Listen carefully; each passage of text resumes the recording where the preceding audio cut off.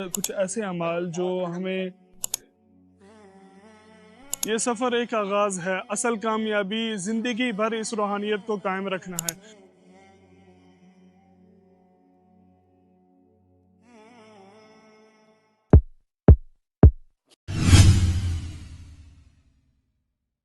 بسم اللہ الرحمن الرحیم، السلام علیکم ورحمۃ اللہ وبرکاتہ۔ میں ہوں ثاقب اسحاق مدینہ منورہ سے، اور اس ٹائم پہ میں روضہ مبارک کے سامنے بیٹھا ہوا ہوں۔ آپ نے دیکھا ہوگا ہم عمرہ کر کے آئے ہیں، تو عمرہ کرنے کے بعد کچھ ایسے اعمال جو ہمیں اپنے ایمان کو، اپنی اس عمرہ کی روحانیت کو مضبوط رکھنے میں مدد دیں گے، اس ویڈیو میں انشاءاللہ ہم وہ بتانے کی کوشش کریں گے۔ اللہ سے دعا ہے اللہ ہمیں عمل کرنے کی توفیق دے۔ پوری ویڈیو ضرور دیکھیے گا۔ الحمدللہ، جو بھی اللہ کا مہمان بن کر عمرہ ادا کرتا ہے اس کے دل میں ایک سوال پیدا ہوتا ہے، اب میں کیا کروں؟ کیا میرا یہ روحانی سفر یہیں ختم ہو گیا ہے، یا یہ ایک نئے سفر کا آغاز ہے؟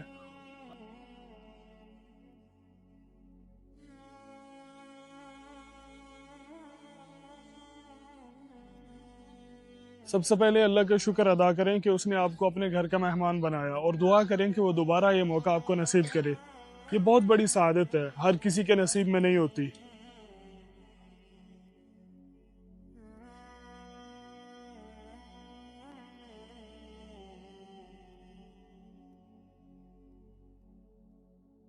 عمرے کے بعد شیطان وسوسے ڈالتا ہے کہ آپ واپس جا کر دوبارہ پرانی زندگی گزاریں، لیکن یہی وقت ہے آپ استقامت کی دعا کریں، اور جو نیکیاں یہاں پہ کی ہیں ان کو باقی زندگی میں بھی جاری رکھیں۔ عمرہ گناہوں کی بخشش کا ذریعہ ہے، تو اب ضروری ہے کہ ہم اپنی زندگی کو پاک رکھیں، جھوٹ، غیبت، فضول باتوں سے خود کو بچائیں۔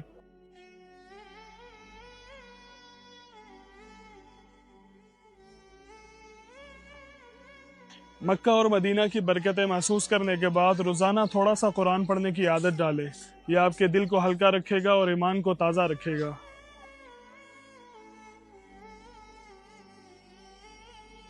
جو روشنی آپ نے پائی اسے دوسروں تک پہنچائیں۔ اپنے عمرے کے تجربات لوگوں تک شیئر کریں، تاکہ دوسروں کے دل میں شوق پیدا ہو کہ وہ اللہ کے گھر جا سکیں۔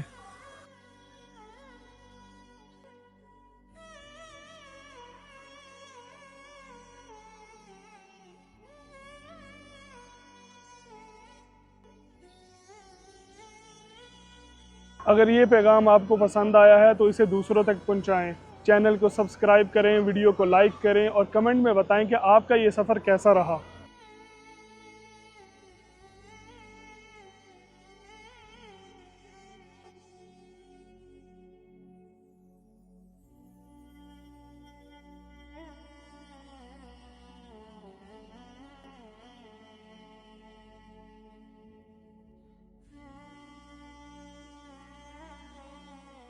یہ سفر ایک آغاز ہے، اصل کامیابی زندگی بھر اس روحانیت کو قائم رکھنا ہے۔